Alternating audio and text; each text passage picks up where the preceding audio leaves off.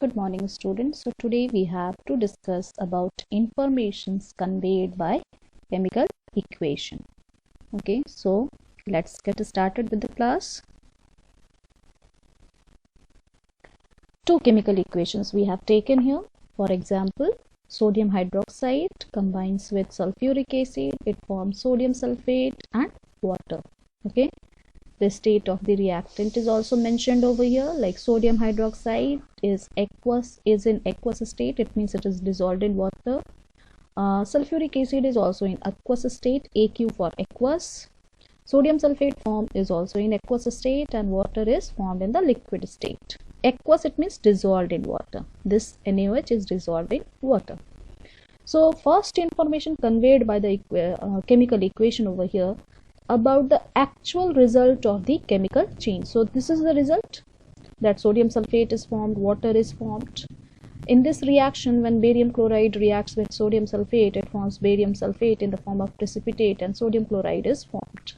So this is the actual chemical change occurring in these two equations. Then the second information conveyed by it, that what are the reactants involved and what are the products formed. So reactant involved in this first example is sodium hydroxide and sulfuric acid, and the reactants involved in the second reaction is barium chloride and sodium sulfate, whereas the products formed in the first equation is sodium sulfate and water, and the products formed in second equation is barium sulfate and sodium chloride. Then the third information conveyed by this equation or chemical equation is the number of molecules taking part and formed. So here it is denoting that 2 molecule of sodium hydroxide is reacting with 1. If nothing is mentioned over here, it means what is there? 1. So 2 molecule of sodium hydroxide is reacting with 1 molecule of sulfuric acid. It forms 1 molecule of sodium sulfate and 2 molecules of water. In the second equation, 1 molecule of barium chloride reacts with 1 molecule of sodium sulfate, and it forms 1 molecule of barium sulfate and 2 molecules of sodium chloride. Then the next information conveyed by it is the chemical composition of the respective molecules. So sodium chloride, what is the chemical composition? It is formed of 1 atom of sodium, 1 atom of oxygen and 1 atom of hydrogen. In the sulfuric acid, the chemical composition is 2 atoms of hydrogen, 1 atom of sulfur and 4 atoms of oxygen. Then here in this sodium sulfate, what is its chemical composition? 2 atoms of sodium, 1 atom of sulfur and 4 atoms of oxygen. In the water, what is its chemical composition? 2 atoms of hydrogen and 1 atom of oxygen. The chemical composition of barium chloride is 1 atom of barium and 2 atoms of chlorine. The chemical composition of sodium sulfate is 2 atoms of sodium, 1 atom of sulfur and 4 atoms of oxygen. In case of barium sulfate, 1 atom of barium, 1 atom of sulfur and 4 atoms of oxygen. In case of sodium chloride, 1 atom of sodium and 1 atom of chlorine. So the information conveyed by it is the chemical composition of respective molecules is also known by the chemical equations. Then also about the molecular mass. So just see here, in case of sodium first reaction, we also come to know the molecular mass. So we know that the sodium's molecular mass is what? 23.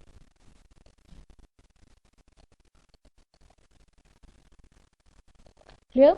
Oxygen's molecular mass is 16. 1 atom of oxygen will have the atomic mass is 16. Then hydrogen's atomic mass is 1. So 23 plus 16 plus 1, and it is 2 molecules. So the sum of 23, 6 plus 3 plus 9 plus 1, 10, and then 1, 2 plus 3 plus 1, 4. So 40 is the molecular mass of sodium hydroxide, 1 molecule, but it is in 2 molecules. So 2 into 40, that is 80. So 2 molecules of sodium hydroxide will have 80 gram mass. Now come to the sulfuric acid. One atom of hydrogen will have atomic mass 1, so 2 atoms of hydrogen, so it will be 2. I don't have the space, I am writing here 2. Sulfur, it is 32, so 2 plus the atomic mass of sulfur is 32, and the one atom of oxygen weighs 16 grams, so 4 atoms of oxygen weighs 16 into 4, that is 64. So total molecular mass of sulfuric acid is 98. Okay, so 98 plus 80, the molecular mass on the reactant side is 178. 80 plus 98 equals to 178. Now we will see here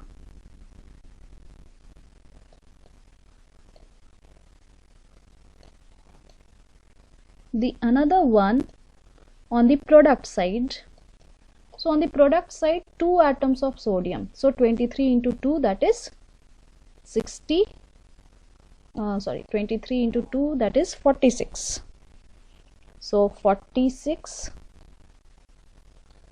then 1 atom of sulfur, that is 32, so 46 plus 32 equals to, and 4 atoms of oxygen, that is 64. So 46 plus 32 plus 64, so the molecular mass of sodium sulfate will be 142, and 1 molecule of water, so 2 into 1, 2 plus 16, so 18. So 2 molecules of water, so that is why 2 into 18, that is 36. So on the product side also it is becoming 142 plus 36 equals to 178. So by the chemical equation we also come to know the molecular mass of the different reactants and products. It also proves the law of conservation of mass. We have just now seen that the total mass on the reactant side is 178 and the total mass on the product side is also 178. So law of conservation of mass says that the matter can neither be created nor be destroyed. It only changes its form from one form to another. So that is why the molecular mass of the reactant side is always equal to the molecular mass of the product side. Then what are the limitations of chemical equation? So by observing the simple chemical equation, we don't come to know the physical state of the matter or the reactants. We don't know whether the sodium hydroxide is in solid state or liquid state.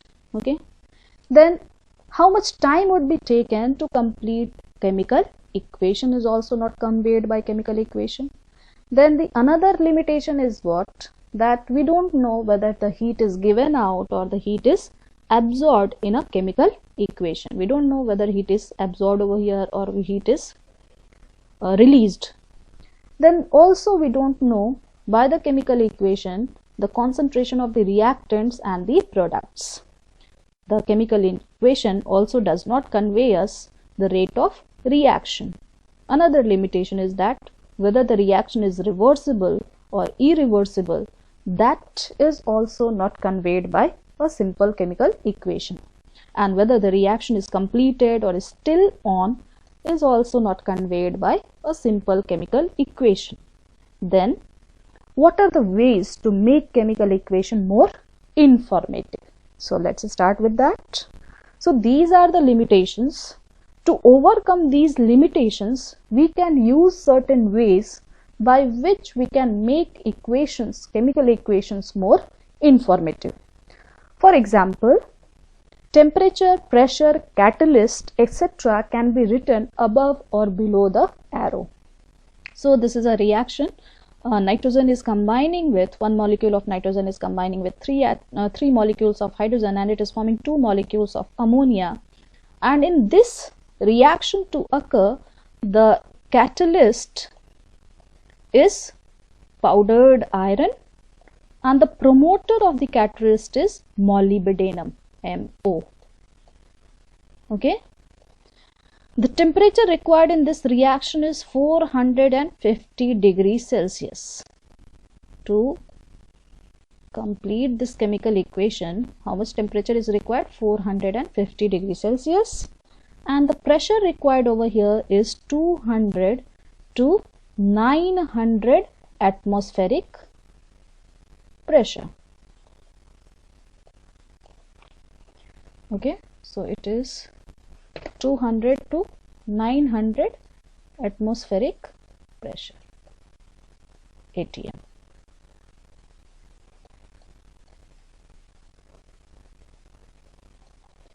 So this is how we can make the chemical equation more informative by adding the catalyst or the promoter above the arrow and temperature or pressure below the arrow. And this reaction, this complete reaction, now it is known as Haber's process. Okay. Now, sign of reversibility. We can also use this sign that the arrow is splitted, half in the forward direction, half in the backward direction. So in this way we can say that this reaction is reversible. It means it can proceed in the forward direction, okay, and it can also be forwarding in the backward direction. Clear? So the reactants will form the products, and from the products also we can get back the reactants. Next is heating can be shown by sign of delta. So delta is denoted by a small triangle. This is the sign of delta. So one example is given over here. Potassium chloride, on being heated it forms potassium chlorate. On being heated it forms potassium chloride and oxygen. So potassium chlorate, the formula is KClO3. It is in the solid state, so the state is also mentioned over here. Then potassium chloride, it forms the chemical formula is KCl. This is also in the solid state, and oxygen released is in the form of gaseous state. Now, is this reaction is balanced? Absolutely balanced. 1K, 1K, balance. 1Cl, 1Cl, balanced. Oxygen 3 over here and 2 over here. So it is not balanced in case of oxygen.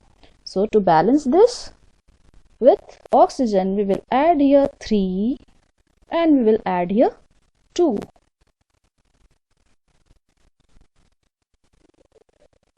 Clear? And we will add here 2. So now this is balanced. 2K, 2K, 2Cl, 2Cl, 3 to the 6 oxygen. Here also 3 to the 6 oxygen. So by adding a sign of delta, we can denote that heating is required for the decomposition of this potassium chlorate into potassium chloride and oxygen. Then the physical state. Physical state can be mentioned in bracket. Like here, zinc reacts with hydrogen chloride, hydrochloric acid. See, there is difference between hydrogen chloride and hydrochloric acid. Hydrogen chloride is in the gaseous state, but hydrogen chloride is having very great affinity for oxygen. So when hydrogen chloride is having a great affinity for oxygen, water, not oxygen, has a great affinity for water, so it will readily dissolve in water, and once it is dissolved in water, then it is known as hydrochloric acid. Then it will be known as hydrochloric acid. Okay, so here zinc is reacting with hydrochloric acid to form zinc chloride and hydrogen. So the physical state is mentioned over here. Zinc is in the form of solid state. Hydrochloric acid is in the liquid aqueous state. Aqueous, it means it is being dissolved in water. So that is why here we will say this as hydrochloric acid, and it is forming zinc chloride is in aqueous state. It means this zinc chloride compound is dissolved in water and hydrogen gas is released. Now, evolution or absorption of heat. So in this way we can say that heat is released. If the heat is written on the product side, it means heat is released in this reaction, heat is released in this reaction. Okay, so plus heat is written, it means heat is released. If minus heat will be written, it means heat will be absorbed in that particular chemical equation or reaction. Then the concentration of acids can also be added to the reaction by writing CONC for conc and DIL for dilute. Okay, so here zinc in solid state reacts with concentrated sulfuric acid and it forms zinc sulfate, water and sulfur dioxide. Then the another information is the formation of precipitate. But what is precipitate? Precipitate is the insoluble salt. So in a reaction, when the salt is formed and that salt is not soluble in water, so in the lab you will not be able to see through that particular substance when it is kept in the test tube. It means what is formed? Precipitate is formed. Okay, so precipitate will be of various colors, like HCl reacts with AgNO3, it forms AgCl, and downward arrow is used for denoting precipitate, and if the upward arrow is there, upward arrow is denoting the evolution of gas when the gas is released. Okay, so which colored? What is the color of the precipitate formed here? White colored, and nitric acid will be formed. So this is all for today. Your homework is to complete exercise 1B, and if you have any issues with 1B, just let me know. I will prepare the video on that. Have a nice day. Take care everyone. Thank you class. As well as write down the notes from the video itself. Thank you.